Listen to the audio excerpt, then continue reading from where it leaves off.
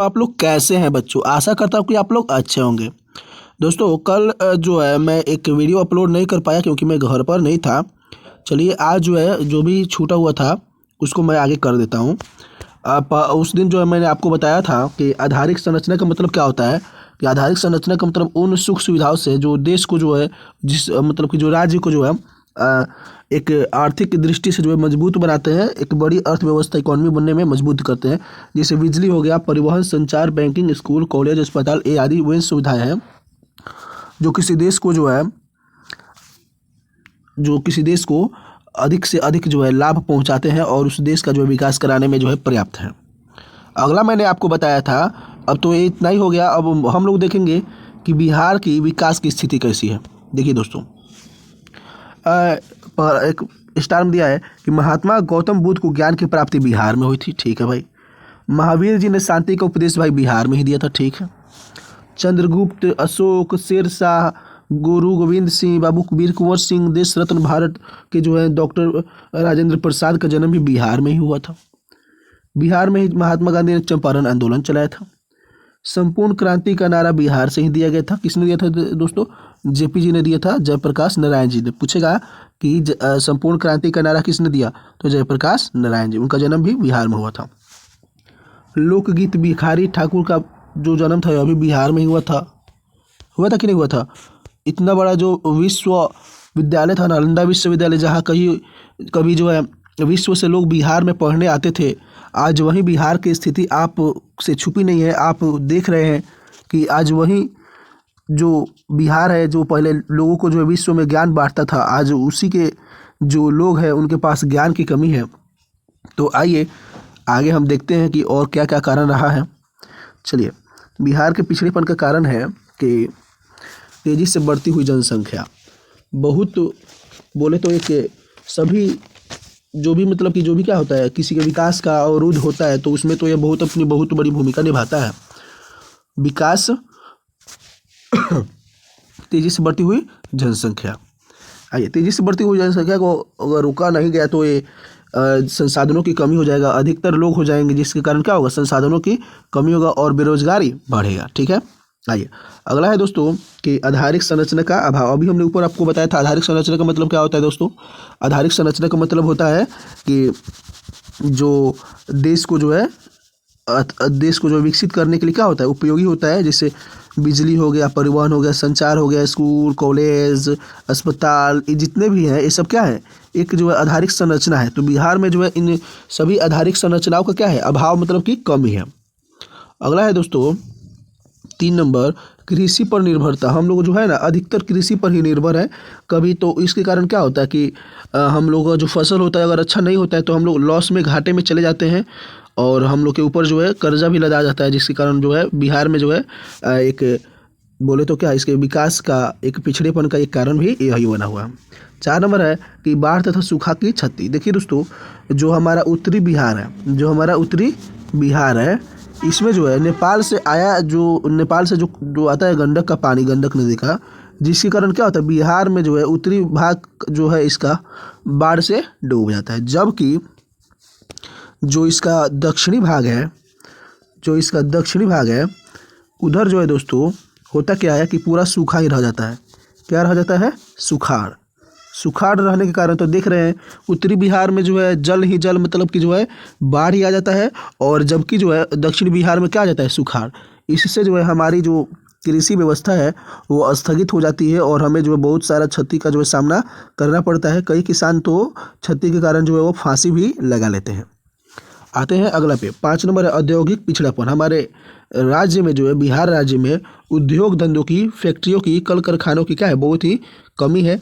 जब तक जो है इस कमी को पूरा नहीं किया जाएगा बिहार का जो है विकास करना असंभव है। अगला है गरीबी। गरीबी तो सब इन्हीं के कारण आती है, गरीबी। खराब विधि व्यवस्था। अभी तक जो है हम लोग दोस्तों कृषि पर निर्भर तो है, और जो कृषि पर निर्भरता है वो जो है अभी तक जो है हम जो परंपरागत ढंग से जो कृषि की जा रही है वो ही करते आ रहे हैं, जिसके कारण जो हमारा जो उत्पादन है वो बढ़ नहीं रहा है।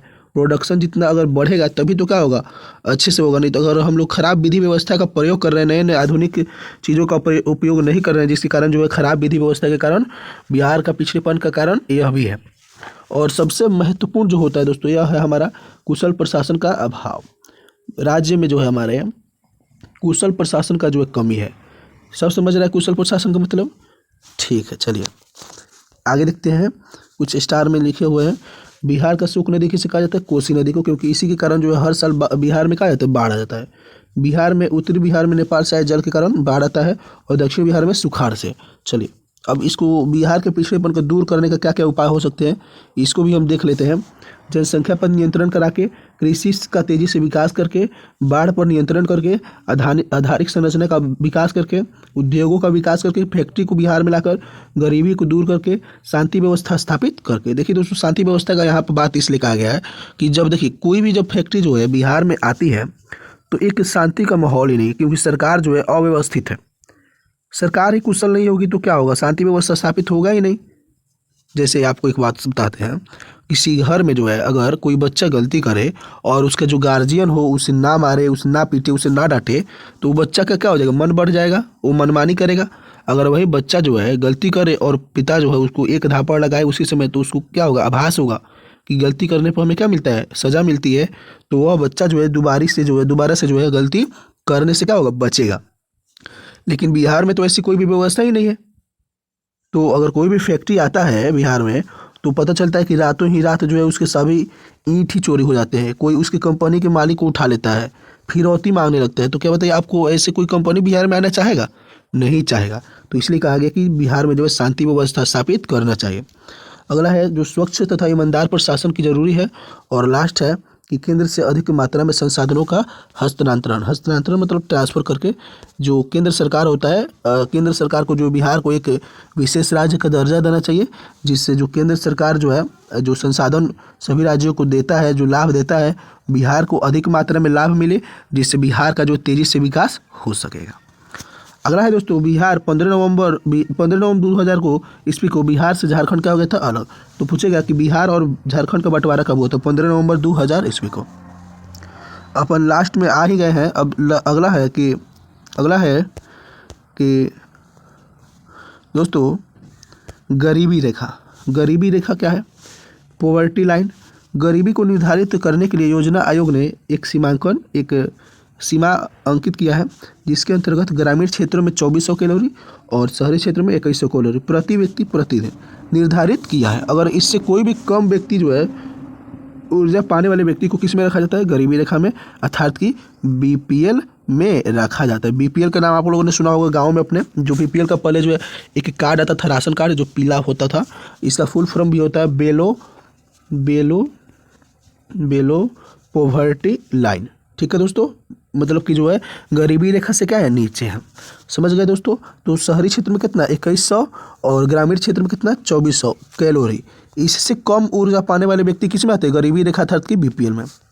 नरेगा, आगे क्या है दोस्तों? नरेगा एक दोस्तों स्कीम थी, national rural employment guarantee act. इसका फुल फॉर्म होता है national rural employment guarantee act, राष्ट्रीय ग्रामीण रोजगार गारंटी अधिनियम। इसके अंतर्गत जो है दोस्तों मजदूर को जो है असंगठित मजदूर हैं